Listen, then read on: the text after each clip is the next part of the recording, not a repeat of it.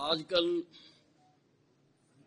देश की दो पार्टियां जिनके अपने दामन पर भ्रष्टाचार के, चोरी के, घोटालों के अनेकों आरोप हैं, वो वोट चोरी का मुद्दा बनाकर यात्राएं निकाल रहे हैं। ये तो ऐसे ही हो गया कि चोर मचाए शोर। देश आजाद हुआ था 1947 में, कांग्रेस ने सत्ता संभाली थी। अभी लोग आजादी के जश्न में झूम ही रहे थे कि 1948 में इन्होंने जीप घोटाला कर दिया। 2000 जीपें खरीदी गई थी, उसका घोटाला हुआ। फिर बोफर्स घोटाला कर दिया, फिर 2G स्पेक्ट्रम घोटाला कर दिया, अगस्टा हेलीकॉप्टर डील का घोटाला कर दिया, यहां तक कि कारगिल की विधवाओं के लिए जो महाराष्ट्र में सोसाइटी बनाई गई उसमें भी घोटाला कर दिया। और घोटालों की सूची इनकी इतनी लंबी है। उसी प्रकार से आरजेडी चारा घोटाला, जॉब फॉर लैंड घोटाला, IRCTC घोटाला। अरे तुम अपने दामन पे तो देखो, चोरी चोरी चोरी, चोर मचाए शोर। इलेक्शन कमीशन की एक प्रक्रिया है। हम सब कई बार चुनाव जीत कर आए। उस प्रक्रिया के तहत अगर कोई मतदाता सूची में त्रुटि रह जाती है तो चुनाव आयोग समय देता, उसका हमेशा देता। और अब जब मामला सुप्रीम कोर्ट में है, सुप्रीम कोर्ट ने उसकी कॉग्निजेंस ले ली है, केवल लोगों को गुमराह करने के लिए, सवेरे उठकर सारों को गाली देने के लिए। ये दोनों कांग्रेस और आरजेडी के जो सर्वे सर्वा हैं, जिनके दामन पर इतने दाग हैं भ्रष्टाचार के कि हिंदुस्तान की डेमोक्रेसी भी उनके सामने शर्माती है। उनको ये चीज बहुत महंगी पड़ेगी। बिहार प्रदेश, जिसने जहां से सारे विश्व को ज्ञान दिया गया, वहां के लोग बहुत ज्ञाता हैं।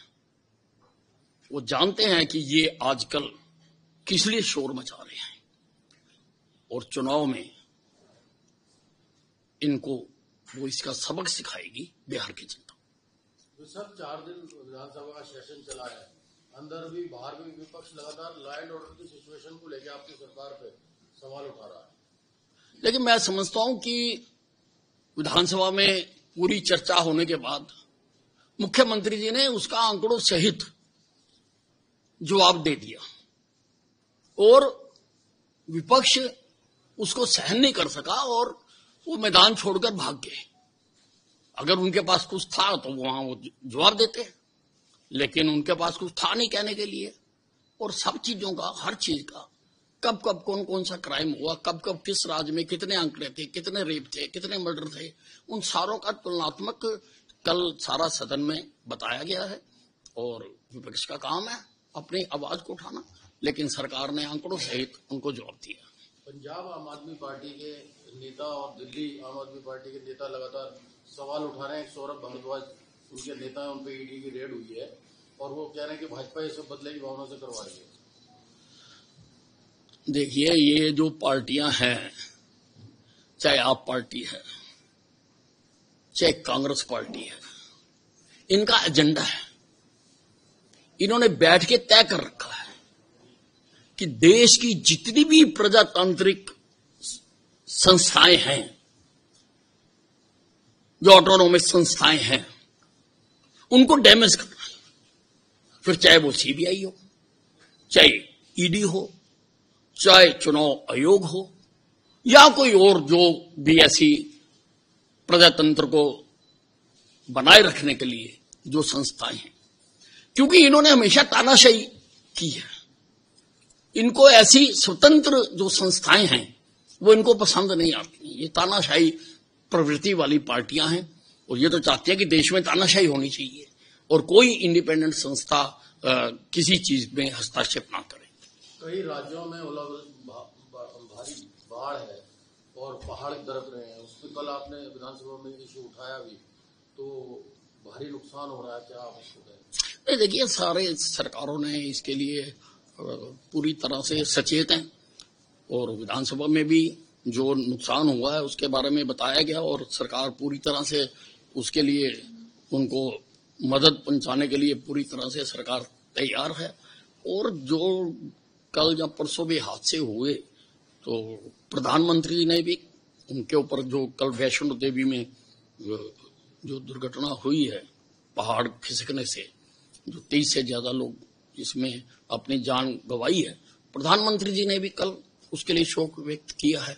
इसका मतलब प्रदेश और केंद्र की सरकारें पूरी तरह, अब ये प्राकृतिक आपदा है, हमने इतनी हमारी जिंदगी होगी, हमने नहीं सुना कभी कि इतने क्लाउड बस्ट होते हो जितने इस बार हो रहे हैं।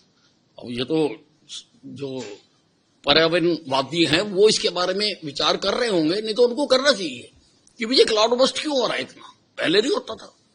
पहले तो रिमझिम बरसात होती थी, उसी पे गाने बनते थे। ये कभी ऐसा हुआ ही नहीं कि भाई इस प्रकार से इतने रोज क्लाउड बस्ट हो रहे हैं और इतना डैमेज हो रहा है, गांव के गांव तबाह हो गए हैं।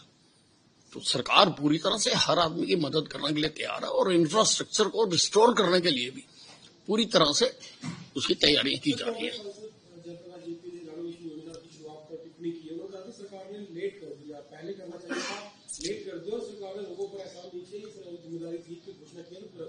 तुम भी तो 50 साल राज करके चले गए, तब जरूरत नहीं थी इस योजना की। तुमने क्या किया? हमने तो किए तो है ना।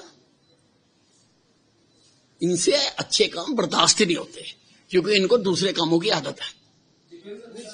आरोप लगाया कि बीपीएल जो परिवार के जो नाम काटे जा रहे हैं, 10 महीने में 10,44,000 के करीब जो है बीपीएल जो है काटी गई है। उनका बड़ा आरोप है कि चुनाव से पहले जोड़ दिए गए और वोट लेने के बाद अब काट दिए। देखिए, अब मुझे तो ये मालूम नहीं है कि ये दीपेंद्र हुड्डा जी या भूपिंदर हुड्डा जी, ये इनकी कौन सी एजेंसियां हैं, कौन इनको खबरें देते हैं, कहां से ये खबरें लाते हैं, कहां से आंकड़े लाते हैं। तो अब ये तो देख के ही पता लगेगा कि कब बने थे वो और कब कटे हैं और क्यों कटे हैं। लोगों के कब बने थे, कब कटे थे, वो जब तक इंडिविजुअल केसेस ना देख ले उसके ऊपर टिप्पणी करना ठीक नहीं है।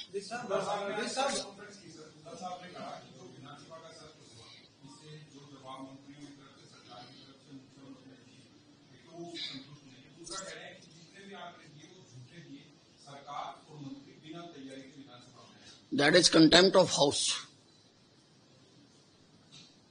अगर कोई गलत आंकड़े दिए थे तो इनको हाउस के अंदर कहने चाहिए थे, बाहर आके कहने का इनको कोई अधिकार नहीं है। House on the floor of the house जो चीज कही गई है उसको अंदर कहते हैं। किसी ने रोका थोड़ा हुआ था, और भी तो इतना उल्ट पुलट कहते रहे। तो इसके बारे में भी बताते हैं अगर इनके पास ठीक आंकड़े थे तो। और हुड्डा साहब की तो डायरेक्ट लाइन जुड़ी हुई है आंकड़ों के साथ, बताते ना थे। बाहर आके कहना कि ये हुआ, अरे सबको मौका दिया, प्रजातंत्र है, पक्ष विपक्ष है, सबने अपनी अपनी बात कही है, दूसरों ने उत्तर दिया। अगर कोई चीज गलत कह रहे थे तुम खड़े होके कहते, तुम तो भाग जाते हो, मैदान छोड़ के भाग जाते हो, भगोड़े हो तुम तो। देखिए, ये तो बिल्कुल जो सभ्यता के अनुकूल बात कही गई है, क्योंकि हमें उन्हीं का महिमा मन्नत करना चाहिए जिनको आगे लोग अपनाएं। अगर हम बदमाशों का करते हैं, गैंगस्टरों का करते हैं, तो उससे लोग प्रभावित होते हैं। हमें उच्च चरित्र वाले लोगों का ही इस देश में हमेशा गुणगान हुआ है। और हम सारी हमारा अपनी संस्कृति शास्त्र उठाकर देख लें कि उन्हीं की ही बात की जाती है जो अच्छे काम करते हैं। बुरे काम करने वालों का कभी इस देश में महिमा मंडन नहीं हो सकता।